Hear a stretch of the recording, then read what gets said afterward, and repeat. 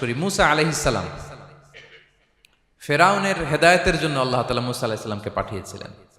তিনি নানাভাবে তার ভাইকে নিয়ে দাওয়াত দিতে লাগলেন, কিন্তু ফেরাউন এই কথা মানে না। ফেরাউন বলে, তুমি যে নবী, প্রমাণ কি? মুসা আলাইহিস সালাম বলেন, দেখো এই যে আমার হাতে লাঠি।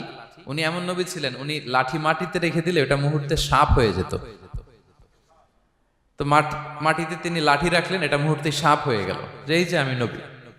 মানে না, বললেন আরো কিছু দেখা। তো মুসা আলাইহিস সালাম বগলের এখান থেকে হাত উঁচু করলে নূরের ঝলকানি হাতের মধ্যে দেখা যেত। উনি নূরের ঝলকানি দেখালেন, এরপরও মানে না।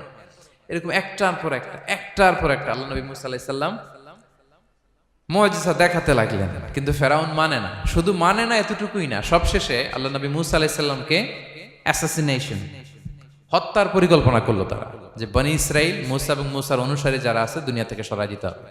ধরো মুসারে, ধরো মুসার অনুসারীদের ধরো। ধাওয়া পাল্টা ধাওয়া শুরু হলো।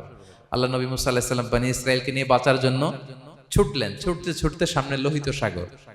দেখেন, একে তো আল্লাহর বিধান মানে নাই, এরপরে একটার পর একটা মুআজিজা আসলো, সেটাও মানে নাই। এখন নবীরে হত্যার জন্য ছুটছে। কি মনে হয় সীমালঙ্ঘন হয়েছে? একটু হয়েছে না অনেক? আল্লাহু আকবার। আল্লাহ বলেন, ফাআগরাকনাল আখারিন, আমি মুসা এবং বনি ইসরাইলকে বাঁচাই দিলাম, ফেরাউন সহ তার দলবলকে সাগরে ডুবায় মারলাম। শুধু ডুবাই মারে নাই, আল্লাহ বলে, ফালিয়াউমা নুনাজ্জিকা বিবাদানিকা লিতাকুনা লিমান খালফাকা আয়া। ফেরাউনকে লোহিত সাগরে তো ডুবিয়েছেই। আল্লাহ বলেন, ফেরাউন, তোর অনুসারী যারা পৃথিবীতে থাকবে, তোর চালাচামুন্ডা যারা থাকবে, তোর খালাতো ভাই, চাচাতো ভাই যারা দুনিয়াতে বেঁচে থাকবে, তাদের জন্য তোর লাশটারে আমি শুটকি বানিয়ে রাখলাম। Up to the day of judgment, কিয়ামত পর্যন্ত ফেরাউনের লাশটা মিশরের জাতীয় জাদুঘরে ড্রাই বডি হিসেবে আছে। আমি নিজে দেখে এসেছি, নিজ চোখে মমিফাইং করে শুটকি বানায় রাখছে। এভাবে পৃথিবীতে যতগুলো জাতিগোষ্ঠীকে আল্লাহ তাআলা আযাব দিয়ে ধ্বংস করেছে, তার কারণ হচ্ছে সীমা লঙ্ঘন। তার কারণ কি?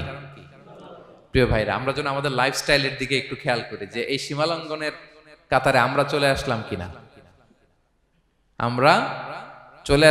আমাদেরকে খেয়াল রাখতে হবে। আল্লাহ তাআলা সীমা লঙ্ঘনকারীকে পছন্দ করেন না। ইন্নাল্লাহা লা ইউহিব্বুল মুআতাদিন, তিনি সীমা লঙ্ঘনকারীদেরকে পছন্দ করেন না।